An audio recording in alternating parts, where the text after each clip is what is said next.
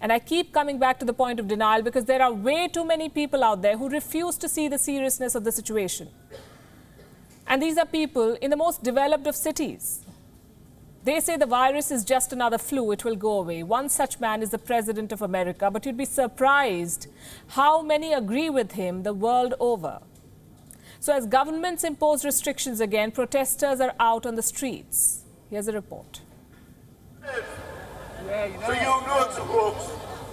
This is London's famous Trafalgar Square, where hundreds of protesters gathered over the weekend. What's their grouse? Another round of restrictions. Britain is bracing for a second wave of the Wuhan virus. And the British don't like the idea of another lockdown. So they're out on the streets. I mean, at the end of the day, the death rate is the same as the flu, basically. We don't act like this for a flu. I don't go around my mum's house if she's got cancer and I've got the flu.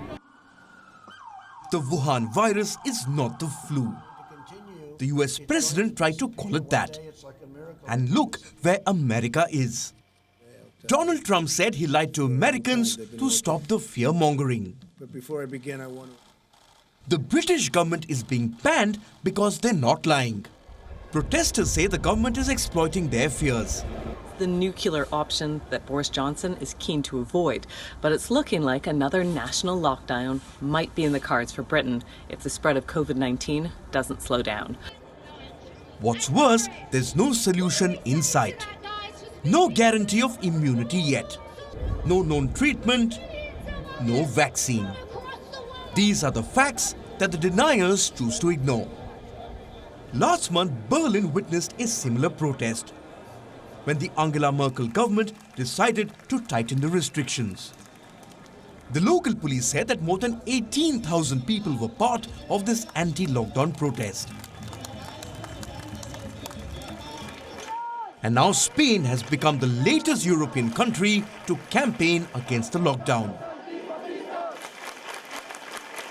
People in Madrid are demanding a different approach. The government's appeals are falling on deaf ears.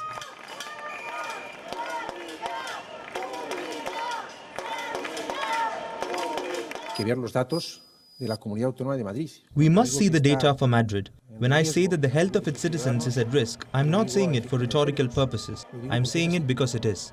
There is a set of data that indicates it. The accumulated incidents in 14 days in this region, the hospital pressure, the lethality and the growth of cases that we are seeing. We must act with determination. We must take control of the pandemic in Madrid.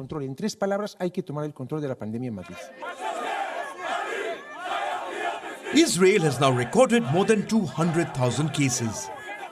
But that didn't stop this protest against Prime Minister Benjamin Netanyahu.